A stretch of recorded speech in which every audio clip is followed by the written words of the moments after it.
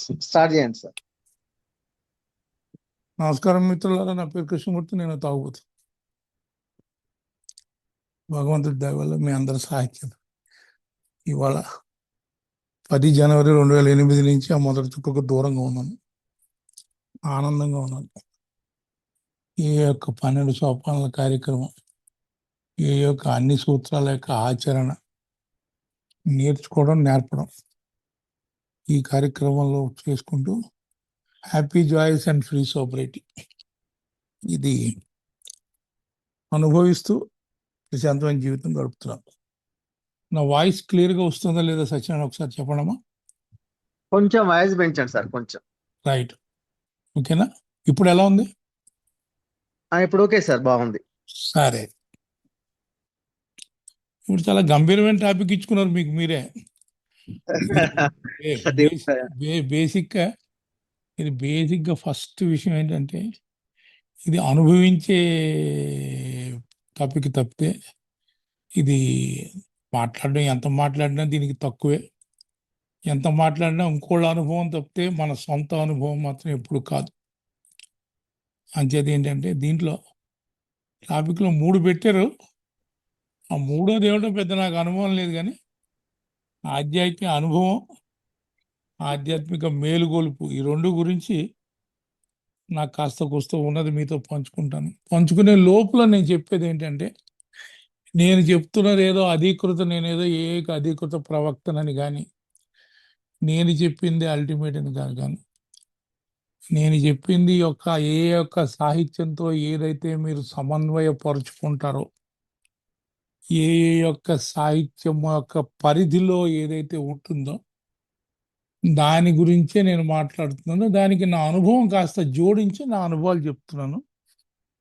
మీకు నచ్చి మీరు సాహిత్యంతో కనుక యొక్క సూత్రాలతో ఇది ఉంది అనుకుంటే మీకు ఏమైనా పనికొస్తే వాడుకోండి. లేదంటారా తాగుబోతుడు మాటలకి ఉంది, చెత్తబొట్లు పడేయండి, ఏం పర్లేదు. అంతే తప్పితే ఈ రోజున కానీ ఒకటే లెక్క, ఎవరైతే ఈ కార్యక్రమాన్ని స్పాన్సర్ యొక్క సహాయంతో చేస్తారో, ఎవరైతే ఈ కార్యక్రమాన్ని నిష్కర్షగా నిజాయితీగా ఒళ్ళు దాచుకోకుండా స్పాన్సర్లకి పంచి పెడతారో వాళ్ళకి ఈ యొక్క టాపిక్ యొక్క గంభీరత, ఈ టాపిక్ అంటే ఏమిటో అర్థమవుతుంది. మనలో చాలా మందికి ఒక అపోహ ఉంది, తాగుడు మానేయడం కోసం బిగ్ బుక్ చదవాలి, బిగ్ బుక్ కార్యక్రమం అంతా తాగుడు మానడం కోసం. కానీ తాగుడు మానడం కోసం ఈ కార్యక్రమం అని చెప్పి ఎక్కడా రాయబడలేదు.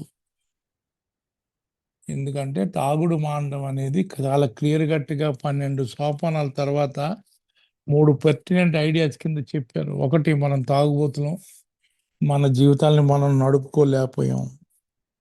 2, మానవీయ శక్తి ఏది మమ్మల్ని ఈ తాగుబోతు తరం నుంచి రక్షించలేదు. భగవంతుణ్ణి వేడుకుంటే ఆయన చెయ్యగలడు, చేస్తాడు. ఇదండి పుస్తకం చెప్పేది. అంచేత దీనికి మానవీయ శక్తి ఏది సరిపోదు, దీనికి ఉన్నతమైన శక్తి కావాలి. ఆ ఉన్నతమైన శక్తిని కనుక్కోవడమే ఈ పుస్తకం యొక్క అంతర్యం. చాలా హౌ ఇట్ వర్క్స్లో చాలా క్లియర్ కట్గా మా దగ్గర ఉన్నది మీకు కావాలంటే దానికోసం మీరు ఎంత దూరమైనా వెళ్ళడానికి సిద్ధంగా ఉంటే మీకు ఈ 12 సోపానాల ఆధ్యాత్మిక కార్యక్రమాన్ని ఒక ప్రోగ్రామ్గా మీకు ఇస్తున్నాం, సూచిస్తున్నాం. అంచేత మీరు శుభ్రంగా వాడుకొని you abandon yourself to God. మిమ్మల్ని మీరు విశృంఖలంగా విచ్చలవిడిగా ఆ యొక్క ఉన్నత శక్తికి అప్పచెప్పుకోండి. May you find him now, మీరు భగవంతుణ్ణి కనుక్కొందురుగాక అని చెప్పి మొదలుపెట్టారండి కార్యక్రమం. అంచేత ఈ కార్యక్రమం అనేది ఒక ఉన్నతమైన శక్తికి, ఒక స్పిరిచువల్ ఎక్స్పీరియన్స్కి మార్గం. మరి ఈ మార్గం ఎలాగండి అంటే, బేసిక్గా మీకు ఎప్పుడో బిల్ స్టోరీ చదివితే మీకు అర్థమవుతుంది. ఆధ్యాత్మికమైన అనుభవం బిల్లుకి జరిగింది. అది ఎలా జరిగింది? హాస్పిటల్ బెడ్లో కనుక్కొని పడుకుని ఉంటే ఏదో వైట్ ఫ్లాష్ అంటారు. వైట్ ఫ్లాష్ అంటే ఒక తెల్ల వెలుగు. మనకు పాత సినిమాల్లో చూపిస్తుంటారు చూడండి. అదే ఆకాశవాణి అలాంటివి ఆకాశంలో మెరిసి ఓ పెద్ద వెలుగు వచ్చి అక్కడి నుంచి ఓ దేవుడు వచ్చి ఆయన ఏదో చెప్పి ఇలాంటి ఎక్స్పీరియన్స్ బిల్లుకి జరిగింది. ఆ ఎక్స్పీరియన్స్ కోసం వెతుక్కుంటూ కొంతమంది లక్షల మంది ఇప్పటికీ ఎదురు చూస్తూనే ఉన్నారు. కొంతమందికి జరిగి ఉండొచ్చు, బహుకొద్ది మందికి జరిగి ఉండొచ్చు. కానీ అది జరిగేది రెండో రకమైన అనుభవం ఏంటంటే అది నేర్చుకోవడం వల్ల నేర్పడం వల్ల క్రమేపీ కాలక్రమేణా నెమ్మదిగా వచ్చేది ఆధ్యాత్మికత. అందుకే 12వ సోపానంలో ఏం చెప్పారు? ఈ సోపానముల ఫలితంగా మేము ఆధ్యాత్మిక చైతన్యమును పొందినందువలన. ఏ సోపానాల ఫలితంగా?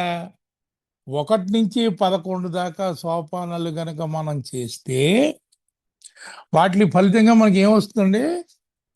ఆధ్యాత్మిక చైతన్యం వస్తుందండి. అంతేగాని ఆధ్యాత్మిక అనుభవం మనకి రావాలంటే మనకు ఇది ఓ మెరుపు రావాలి. 1 నిమిషంలో మనకు వచ్చేయాలంటే పాపం బిల్డబ్ల్యూకి ఎదరు చేయాల్సిన పని చాలా ఉంది. మనలాంటి కోట్లాది మంది ఆ తాగుబోతులు తాగుడు నుంచి దూరంగా ఉండి బతికి ఉండాలంటే ఆయన ఓ బిగ్ బుక్ రాయాలి, ఆయన ఓ 12 సోపానాలు రాయాలి, ఆయన ఓ 12 సాంప్రదాయాలు రావాలి. 1935 నుంచి 1970 దాకా కూడా కొన్ని లక్షల మందిని ఆయన విజిట్ చేసి కొన్ని వందల దేశాలు వెళ్ళి ఆయన యొక్క ఏ కార్యక్రమాన్ని ప్రపంచ నలుమూలలా పంపడానికి ఆయన ఒక సాధనంగా వాడుకున్నాడు భగవంతుడు. అందుకోసమని ఆయనకి ఇవన్నీ చేసి మొత్తం ఈ స్టెప్లన్నీ చేసి మళ్ళీ చేసి ఆయన బిజీ అయిపోతే మళ్ళీ ఆయన ఎవరికి ఇవ్వడు అక్కడ అమెరికాలోనే లేకపోతే న్యూయార్క్లోనో ఓహయోలోనో ఉండిపోతుందని. అందుకోసం ఆయన్ని ఎంచుకుని ఆయనకి ఆ ఎక్స్పీరియన్స్ ఆయనకి డైరెక్ట్గా ఇచ్చాడు. మీకు నాకు ఎందుకు ఇస్తారు? మనకి బిగ్ బుక్ వచ్చి ఇన్ని సంవత్సరాలు అయ్యి దాన్ని తెలుగులోకి ట్రాన్స్లేట్ చేసి ఇన్ని సంవత్సరాలు అయ్యి ఇప్పటికి కూడా మనం కార్యక్రమం చెయ్యాలా? అవసరమా? మనం తాగుడు మానేసాం కదా, మళ్ళీ ఇంకో ఇల్లు కట్టుకుంటే పోలే, మళ్ళీ ఇంకో కారు కొనుక్కుంటే పోలే, ఇంకో వాచి కొనుక్కుందాం, ఇంకో బంగారం గొలుసెట్టుకుందాం, ఇంతే కదా మన బాధలన్నీ. అవతల ఇల్లు కట్టేశాడు, నేను 2 ఇల్లు కట్టాలి అంచేత అంటే అది తప్పని కాదండి. కానీ మన మెటీరియల్ ఫోకస్ ఎప్పుడన్నా సరే మన ఆధ్యాత్మిక యొక్క ఫోకస్ని తగ్గిస్తుంది.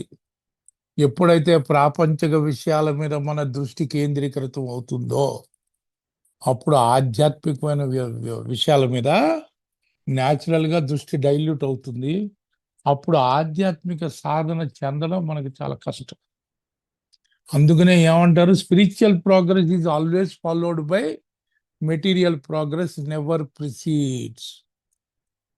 అంటే ఆధ్యాత్మిక ప్రగతిని మన మామూలుగా ఉన్న వ్యావహారిక ప్రగతి అయితేనేమి మెటీరియల్ ప్రగతి అయితేనే దాన్ని ఫాలో అవుతుంది. కానీ ముందే వ్యావహారిక ప్రగతి ముందుండి ఆధ్యాత్మిక ప్రగతి తర్వాత రావడం అన్నది చాలా అరుదుగా జరుగుతుంది. అందుకనే మన మిత్రులు చాలా మందికి పప్పులు ఎక్కడ కాలేస్తారంటే ముందు ప్రోగ్రాంలకు రాగానే కరెక్టే, కుటుంబం యొక్క మీ మీద ఉన్న ఆశలు, కుటుంబం ఉన్న ప్రెజర్స్ మీ మీద చాలా ఎక్కువగా ఉండొచ్చు. ఇప్పుడు మందు మానేసావు కదా, ఈ పాటికి ఉద్యోగానికి వెళ్ళు, పనికి వెళ్తున్నావు కదా, 4 రూపాయలు పట్టరా, పట్టుకొచ్చావు కదా సరిగా పిల్లగానికి పెళ్లి చేయాలి కదా, 4 రూపాయలు దాచు, కొడుక్కి ఇంజనీరింగ్లో జాయిన్ చేయాలంటే మనకు లాగాలు రావాలి కదా డబ్బులు, దానికోసం దాచు. తర్వాత నా తాకట్టెట్టి నువ్వు వెనక్కి పట్టుకొస్తావో అవి వేలం వేసేస్తే మళ్ళీ కొత్తగా కొంటావు. వాటి సంగతి ఏంటి? మరి మా అమ్మ దగ్గర, నాన్న దగ్గర, మా అన్నదమ్ములు తీసుకున్న డబ్బులన్నీ ఎప్పుడు తీరుస్తావు? ఈ డిమాండ్స్ అన్నీ ఎప్పుడూ ఉంటూనే ఉంటాయి. మరి ఇంతకు ముందు ఎందుకు లేవండి? ఇంతకుముందు ఒకటే పాపం వాళ్ళకి కావాల్సింది వీడు చచ్చిపోకుండా తాకకుండా ఉంటే చాలు. అది అయిపోయిన తర్వాత మరి మిగతావన్నీ కావాలని ఉన్నాగా. అందుకని వాళ్ళ కుటుంబ వ్యవహారాల్లో వాళ్ళకి ఎక్స్పెక్టేషన్ ఉండడంలో ఏమాత్రం తప్పు లేదు. కానీ మనం రియలైజ్ చేయాల్సింది ఏంటంటే ఎప్పుడైతే నేను ఆధ్యాత్మిక పురోగతి సాధిస్తానో అప్పుడు నాకు ఈ బయట యొక్క ఈ పొల్యూషన్ నుంచి నాకు రక్షణ దొరుకుతుంది. లేకపోతే ఈ యొక్క బరువు, ఈ ఎక్స్పెక్టేషన్స్ యొక్క బరువు, ఈ యొక్క మెటీరియల్ వీటిని అంటారు ప్రాపంచిక భౌతికమైన విషయాల మీద ఉన్న బరువు అంతా కలిపి మోసేంత శక్తి నాకు ఉండదు. మరి ఈ ఆధ్యాత్మిక చైతన్యం అలా వస్తుందండి. స్టెప్స్లో కీలకటిగా చెప్పాడుగా, ఈ సోపానముల ఫలితముగా మేము పొందిన ఆధ్యాత్మిక చైతన్యము పొందినందువలన. ఏ సోపానాల ఫలితంగా? 1 నుంచి 11 చేస్తే మీకు ఆధ్యాత్మిక చైతన్యం వస్తుంది. మరి 1 నుంచి 11 చేయడం అంటే ఏంటి? ఇందాక మీటింగ్లో చదివారు, అలా చదువుకుంటే సరిపోతుందా? లేదుగా. ఏం చేయాలో big book how it works, ఎలా పనిచేస్తుంది, ఆ పక్కన కార్యాచరణలోకి ఈ 2 చాప్టర్లో చాలా నిష్కర్షగా విశదీకరించి చెప్పి.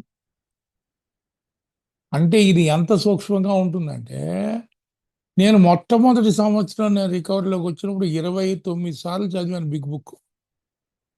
నాకు తాగుడు అనే వ్యసనంతో పాటు చదువు అనే వ్యసనం ఉంటుంది. ఏదైనా ప్రింట్ చేసిన మ్యాటర్ కనిపిస్తే అది చదివేసేవాడు. అలాగే నేను 29 సార్లు బిగ్ బుక్ చదివిన తర్వాత నాకు ఎందుకో నాకు మొదటి 2 సంవత్సరాల్లో నాకు స్పాన్సర్ ఉండాడు. ఆయన కాస్త కూస్తో ఆ రోజుల్లో ఎలా చేయించారో అలా నా చేత 4వ సోపానం చేయించాడు. ఆ తర్వాత అన్నాడు సరే మామూలుగా వ్యవహారం నడుస్తుంది. కానీ ఎప్పుడైతే నా కరెంటు స్పాన్సర్ అమెరికా నుంచి ఆయన్ని మీటింగులకి తీసుకెళ్తుంటే ఆయన దగ్గర ఉన్నది నాకు నచ్చింది. ఈయన దగ్గర ఏదో ఉంది, ఇది నాకు కావాలి. ఎలాగా? అప్పటికి నాకు స్పాన్సర్ ఉన్నాడు. ఆయన దగ్గరికి వెళ్ళాను. బాబు నాయన ఇలా అమెరికా నుంచి ఒక ఆయన వచ్చాడు, ఆయన నేను 4 మీటింగులకి తీసుకెళ్ళా. ఆయన దగ్గర నాకంటా చాలా ఉంది, నీకంటా కూడా ఎక్కువ ఉందేమో నాకు అనుమానం. అంచేత ఆ ఉన్నదేదో నాకు కావాలనిపిస్తుంది. అంచేత నేను ఆయన్ని తీసుకువస్తాను, నిన్ను కలుపుతాను. ఇప్పుడు నా ఆలోచన కరెక్టా? నేనేదో ఊరికే తెల్లాడు వెనకాల పరిగెడుతున్నాను. ఈ సంగతి ఒకసారి చూసి నాకు చెప్పగలవా అని అడిగా. మా స్పాన్సర్ చాలా ఓపెన్ మైండెడ్ స్పాన్సర్, మహానుభావుడు. కానీ తప్పు లేదు, నువ్వు తీసుకురా, నేను మాట్లాడతాను అని వాళ్ళిద్దరిని వదిలేసాను. వాళ్ళు మాట్లాడుకుంటున్నారు, నేను నా పనులు చూసుకుంటున్నాను బయట. ఒక 3 గంటలు మాట్లాడుకున్నారు వాళ్ళు. తర్వాత ఈయన తీసుకెళ్ళి ఆయన హోటల్లో దింపేసి వెళ్ళిపోయి తర్వాత రోజు నేను అప్పటి స్పాన్సర్ని అడిగాను, ఏమంటావు అంటే, లేదు ఈయన దగ్గర ఏ యొక్క వ్యవహారం చాలా లోతుగా ఉంది, ఇది నీకు ఉపయోగపడుతుంది, తెలుసుకోవాలి. మరి అయితే తెలుసుకోవాలంటే నేను ఆయన దగ్గరికి స్పాన్సర్గా వెళ్ళాలి, ఆయన స్పాన్సర్గా తీసుకోవాలి కదా. అడగనా అన్నాను. అడుగు, ఏం పర్వాలేదు, నో ప్రాబ్లం, వెళ్ళు. నా దగ్గరే కూర్చోవాలని కాదు, నీకు ఎక్కడ నీకు ప్రోగ్రాం గట్టిగా దొరికితే అక్కడికి వెళ్ళే స్వాతంత్రం నీకుంది, నేను నీకు ఆ స్వేచ్ఛ ఇస్తున్నానని చెప్పి మరి పంపించు. అప్పుడు నేను నా స్పాన్సర్ని అడిగాను, సార్ నాకు మీతో పాటు పని చేయాలని ఉంది, అంచేత నాకు ఇది నేర్పుతారా, ఈ ప్రోగ్రాంలో నన్ను మార్గదర్శకం ఇస్తారా, నాకు స్పాన్సర్గా ఉంటారని అడిగితే ఆయన ఏం చెప్పాడంటే, నువ్వు ప్రస్తుతం ఉన్న స్పాన్సర్తో మాట్లాడావా? ప్రస్తుతం నీ స్పాన్సర్తో మాట్లాడి ఆయన యొక్క అభినందన తీసుకుని, ఆయన యొక్క బెస్ట్ విషెస్ తీసుకుని అప్పుడు వస్తే అప్పుడు నేను ఆలోచించి నీకు చెప్తాను. అప్పుడు నేను చెప్తే, లేదండి నా స్పాన్సర్ గారికి చెప్పే వచ్చాను, ఆయన మొన్న మీరు కలిశారు, కలిసిన తర్వాత మీతో మాట్లాడుకున్న తర్వాత ఆయన పర్మిషన్ అడిగిన తర్వాత నేను మిమ్మల్ని అడుగుతున్నానంటే, అయితే నేను చేస్తాను, నీతో పనిచేయడానికి నాకు ఇబ్బంది లేదు, కానీ దీనికి 3 కండిషన్స్ ఉన్నాయి అని చెప్పాను. ఏంటి సార్ ఆ కండిషన్లు అని అడిగితే, నేను 3 లెగసీస్లో 3 వారసత్వాల్లో నువ్వు యాక్టివ్గా ఉండాలి. అంటే ఏంటి? ఐక్యత, స్వస్థత, సేవ. ఈ 3 వారసత్వాల్లో నువ్వు యాక్టివ్గా నువ్వు ఏ మెంబర్గా కొనసాగుతున్నంత కాలం ఉండాల్సిందే. సరే, వారానికి కనీసం 3 మీటింగులు చేయాలి. అందుకంటే ఎక్కువ చేస్తావో మాంతావో నాకు అనవసరం. Minimum 3 meetings. తర్వాత నువ్వు ప్రోగ్రాంలో కాస్త ముందుకెళ్ళిన తర్వాత ఎప్పుడు నేను చెప్తే అప్పుడు ఎప్పుడు నువ్వు రెడీ అయితే అప్పుడు కనీసం ఒక ముగ్గురు కన్నా నువ్వు నేను నీకు ఎలా పాస్ ఆన్ చేస్తున్నానో నా యొక్క అనుభవం శక్తి స్ఫూర్తి నువ్వు కూడా అలాగే ముగ్గురు స్పాన్సీలతోటి కనీసం ముగ్గురు స్పాన్సీలతో ఎంతమంది ఉంటే అంత మంచిది, కానీ కనీసం ముగ్గురు స్పాన్సీలతో పని చేయాలి. నాకేం అభ్యంతరం లేకపోయింది, తప్పకుండా చేస్తానని చెప్పి చేస్తానంటే సరే అయితే అని చెప్పి అక్కడి నుంచి ప్రయాణం అయింది. అప్పుడు నన్ను బిగ్ బుక్ చదవమని చెప్పి బిగ్ బుక్ చదవడం అయిపోయిన తర్వాత ఫస్ట్ స్టెప్ అంటే బిగ్ బుక్లో పలానా చోటు నుంచి పలానా చోటు దాకా చదువు అన్నాడు. అప్పటిదాకా నా మందబుద్ధికి బిగ్ బుక్లో ప్రోగ్రామ్ ఉందన్న విషయం నాకు తెలియదు. ఎప్పట్లో లాగా జూమ్ మీటింగులు, ఈ మీటింగులు, ఆ మీటింగులు ఆ రోజుల్లో లేవు. ఇంత మొబైల్ కనెక్టివిటీ లేదు, అలాగే వాట్సాప్లు లేవు. అప్పట్లో ఏంటంటే ఆయన 17,000 కిలోమీటర్ల దూరంలో ఉండేవాడు.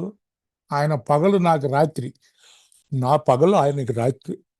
అంచేత ఏ టైంకి ఆయన చెప్తే ఆ టైంకి నేను అప్పట్లో స్కైప్ అని ఉండేది. అది కంప్యూటర్ మీద కూర్చుని ఆ స్కైప్లో కరెక్ట్ ఆ టైంకి డైల్ చేసి అవతల వ్యక్తి ఉంటే ఇద్దరం కలిసి మాట్లాడుకునే ఒక అవకాశం ఉండేది. అలా మొదలుపెట్టిన ప్రయాణం నా చెయ్యి పట్టుకుని ఇంచుమించు 1 సంవత్సరం పాటు పట్టింది. ఎందుకంటే వారానికి ఒకరోజే ఇవ్వగలిగేవాడు ఆయన. ఇచ్చి మొత్తానికి ఏమైతే నేను నా కార్యక్రమం చేసిన నేను ఎప్పుడైతే 9వ సోపానం దాటానో అప్పుడు నాకు చెప్పాడు, ఇప్పుడు నువ్వు ఇతరులకి ఇవ్వగలుగుతావు. దీనికి అప్పుడు నాకు లాజిక్ చెప్పాడు, ఎప్పుడైతే నువ్వు 1వ స్టెప్ చేస్తావో అప్పుడు పక్కవాడి చేత ఒక స్టెప్ చేయించడానికి నీకు అర్హత ఉంటుంది. ఎందుకంటే నీకంటా పక్కవాడు ఒక స్టెప్ ముందుంటే చాలు, ఆయన సహాయం నువ్వు తీసుకోవచ్చు.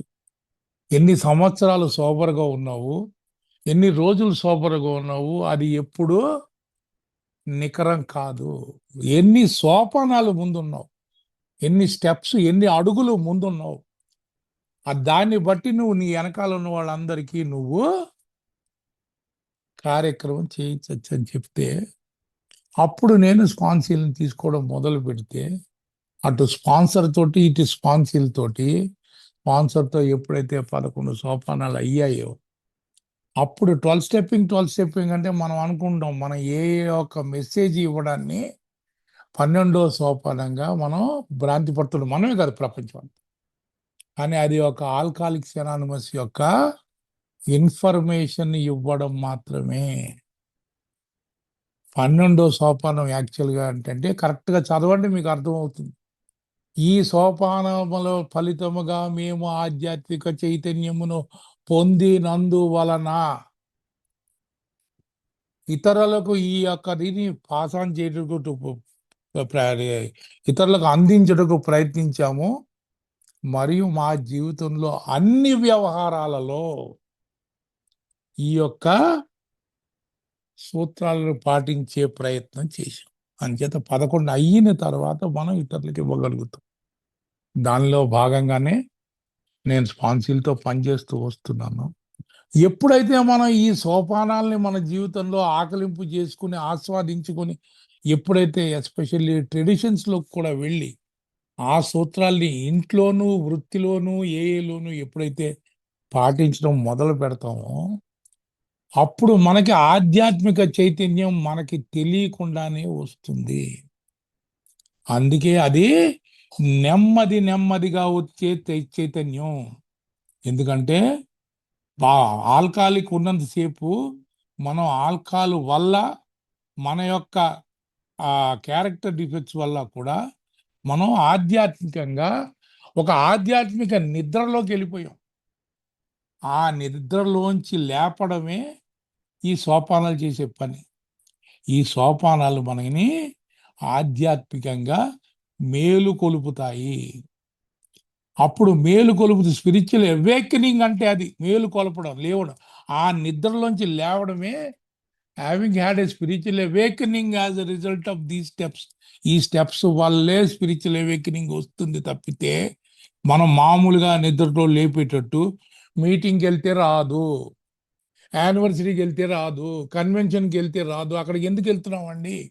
మీటింగ్కి ఒకటే గుర్తుంచుకోండి, primary purpose of the meeting is to help the suffering alcoholic. కొత్తగా వచ్చే మిత్రుడి కోసం అక్కడ కూర్చుని ఉంటాం తప్పితే మనం స్వార్థంగా తీసుకోవడం కాదు. ఆ పని చేస్తే మనకి కూడా బెనిఫిట్ వస్తుంది. అది సంగతి. అంచేత ఈ స్పిరిచువల్ ఎక్స్పీరియన్స్ అన్నది ఏమో గబుక్కుని ఎవరికైనా రావచ్చు, రాకపోవచ్చు. కానీ సోపానాలు చేయకుండా ఈ స్పిరిచువాలిటీని అవలంబించి చూసిన వాళ్ళని, ఒరిజినల్ స్పిరిచువాలిటీ కాస్త కూస్తో ఉన్న వాళ్ళని తప్ప ఇప్పటికొచ్చి నేను చూడలేదు. అలాగే ఎంత ఇతరులకి పంచి పెడుతుంటామో అంతా మనం స్పిరిచువల్గా ఎదుగుతూ ఉంటాం. సాధారణంగా ఈ స్పిరిచువల్ ఎదుగుదల ఏంటంటే మనకంటే ముందు మన చుట్టూ ఉన్న వాళ్ళు ఈజీగా పట్టుకుంటారు. ఎందుకంటే స్లోలీ ఒక నిమిషంలో వచ్చేసేది ఏం కాదు. దీంట్లో ఏమున్నాయండి స్పిరిచువల్ అవేర్నెస్. సొంత ముందు నాతో నేను నిజాయితీగా ఉండాలి, అబద్ధాలు చెప్పడం మానే. సెల్ఫిష్నెస్, సెల్ఫ్ సెంటర్డ్నెస్ ఈ రెండింటి నుంచి బయటపడాలి. ఎక్కడైనా దీంట్లో నాకేంటి అన్న సంగతి వదిలేసి నేను ఏమి ఇవ్వగలను. మన జీవితం అంతా మనం పరాన్న బుక్కులుగానే బతికాం. అటువంటి పారాసైట్స్ అయిన మనము ఇంకా నాకు కావాలి, ఇంకా నాకు కావాలి, ఇంకా నాకు కావాలి, నాకు డబ్బు కావాలి, నాకు ఆస్తి కావాలి, నాకు ప్రేమ కావాలి, నాకు ఎఫెక్షన్ కావాలి, నాకు రికగ్నిషన్ కావాలి, నాకు గౌరవం కావాలి. చాలామంది అంటుంటారు, సార్ నేను అప్పుడే 6 నెలలు అయిందండి మందు మానేశాను, మా ఇంట్లో ఇంకా నన్ను నమ్మట్లేదండి, నా భార్య ఇంకా నాకు గౌరవం ఇవ్వట్లేదండి అంటే నాకు నవ్వు వస్తూ ఉంటుంది. ఇప్పుడే మన మిత్రుడు ఒక ఆయన కూతురు వివాహం అంటే వెళ్ళి వస్తున్నాను నేను. ఆయన ఇంచుమించు 40-42 సంవత్సరాలు సోబరు. ఆయన 29వ సంవత్సరం సోబరైటీలో ఆల్మోస్ట్ 11 ఏళ్ళ క్రితం.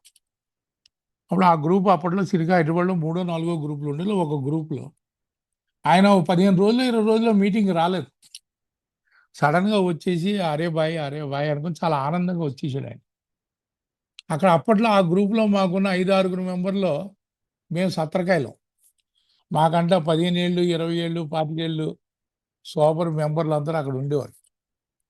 అంచేత వాళ్ళందరూ కూర్చుని మాట్లాడుకుంటుంటే షేరింగ్ చేస్తూ, నేను రాత్రి నాకు లేట్ అయింది, ఆఫీస్లో 11:30 అయిపోయింది. అంత లేట్గా ఇంటికి చాలా ఈ మధ్యకాలంలో వెళ్ళలేదు. అందులో ఈ మధ్య అందుకే ఆ పని ఒత్తిడి వల్లే రాలేకపోతున్నాను మీటింగ్కి. ఇంటికి వెళ్ళేసరికి మా ముసలిది నన్ను పట్టుకుని నాకు ముద్దు పెట్టింది. ఫ్రూట్స్ ఆఫ్ రికవరీ అంచేత ఈ కార్యక్రమం వల్ల సీరియస్గా ఇలాంటిది ఈ వయసులో కూడా, నాకు రిటైర్మెంట్ దగ్గరపడుతున్న వయసులో కూడా నా భార్య నా దగ్గరికి వచ్చి నన్ను ముద్దు పెట్టుకుంటూ వచ్చి చాలా వచ్చి సరదాగా షేర్ చేసుకున్నాడు ఆయన. అంటే పక్కన ఉంటారు, ఇంకో ఓల్డ్ టైమర్ ఉన్నాడు మా. అలా కాదప్పారో, నిన్ను ప్రేమతో ముద్దు పెట్టుకుంది అనుకుంటున్నావు, అదేమీ కాదు, మీ ఆవిడ నువ్వు లేట్ అయ్యావు కదా తాగి వచ్చేవేమో అని వాసన చూస్తుంది అని చెప్పి. ఎప్పుడండి ఒక ఆయనకి 29 సంవత్సరాలు సోబరు, రెండో ఆయన 25-26 సంవత్సరాలు సోబరు. వాళ్ళిద్దరి మధ్య సంభాషణ. అంచేత మనం ఏదో 4 నెలలు 5 నెలలు మానేసి, వారం రోజులు మానేసి, మా ఇంట్లో వాళ్ళు నమ్మాలి, మా భార్య నాకు గౌరవం ఇవ్వాలి, మా సీరియస్గాని ఇంట్లో మా అత్తగారు వచ్చి నాకు హారతి పట్టాలి, ఇవేం జరగవు. ఇవన్నీ కూడా మనం ప్రాపంచిక విషయాల మీద మనం కాన్సన్ట్రేట్ చేయడం.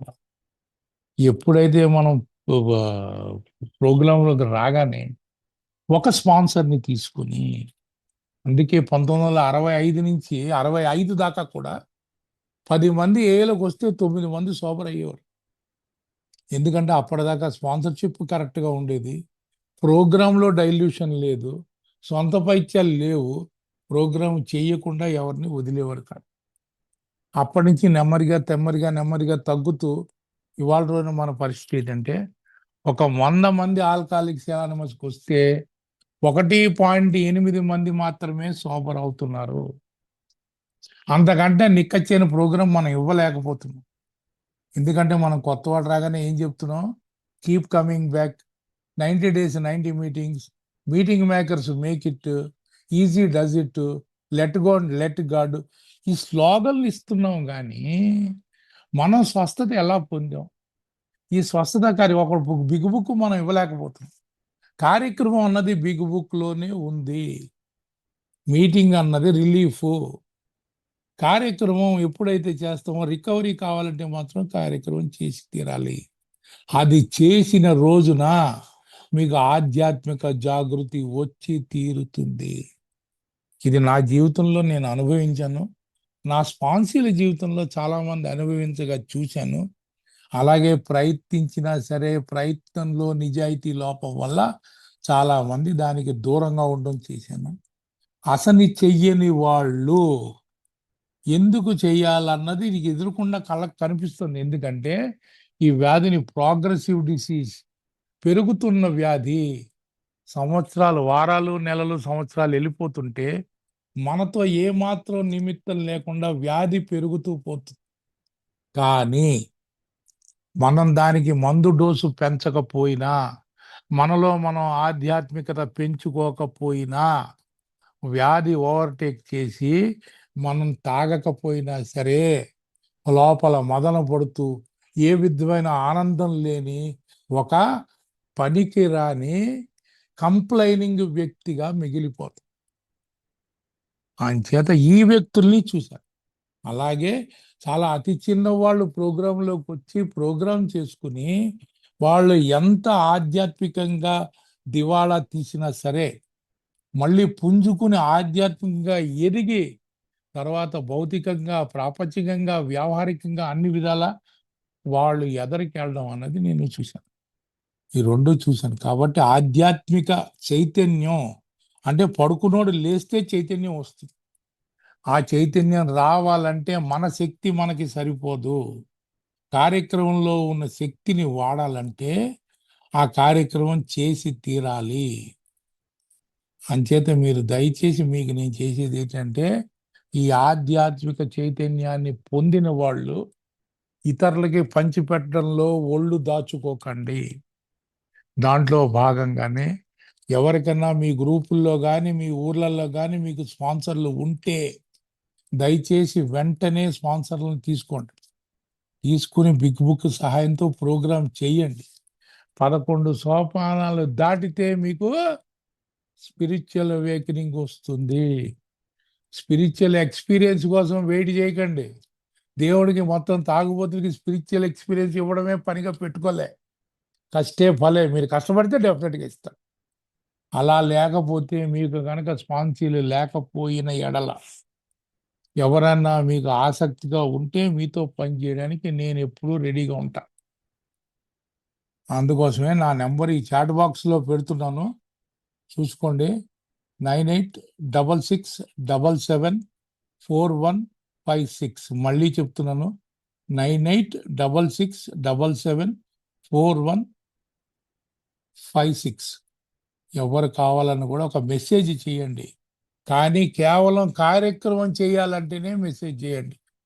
అలా కాదండి, మా ఆవిడ పుట్టింటికి వెళ్ళి ఇంకా రాలేదు, నాకు సస్పెన్షన్లో ఉన్నది ఇంకా ఎత్తట్లేదు, నేను 2 ఏళ్ళ నుంచి చేస్తున్నాను, నాకు దేవుడు ఏమీ ఇవ్వలేదు.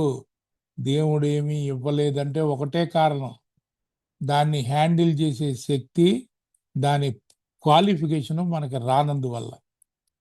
ఇప్పుడు ఒక 10 నిమిషాల పాటు ఏమన్నా నేను మాట్లాడిన దాని మీద ఎవరికన్నా సందేహాలు ఉంటే బాధ్యులు దయచేసి అది కోఆర్డినేట్ చేయండి. ఒక 10 నిమిషాలు మాత్రం నేను చెప్తాను. ఆ తర్వాత మీ మీటింగ్ మీరు కంటిన్యూ చేసుకోండి. మ్యాక్సిమం సందేహాలకి సమాధానం చెప్పాలంటే బెస్ట్ పర్సన్ మీ స్పాన్సరు. స్పాన్సర్ ఉంటే స్పాన్సర్ని అడగండి. స్పాన్సర్ లేకపోతే స్పాన్సర్లను తీసుకోండి. స్పాన్సర్లు దొరక్కపోతే నాకు ఒక మెసేజ్ పడేయండి. అప్పుడు మీ సందేహాల గురించి ఆలోచిస్తాను. ఈ లోపల చిన్న చితగా రిలవెంట్ సందేహాలు ఉంటే మీరు మీ చెయ్యి రైజ్ చేస్తే వాళ్ళలో ఎవరు ముందు చేశారో సత్యనారాయణ చూసుకొని వాళ్ళ యొక్క సందేహాలకి తావిస్తే ఒక 10 నిమిషాలు నేను సమాధానం చెప్పగలుగుతాను. నాకు ఈ అవకాశం ఇచ్చినందుకు బాధ్యులందరికీ థ్యాంక్స్. దీంతో నా షేరింగ్ ముగిస్తున్నాను. థ్యాంక్ యూ అండి.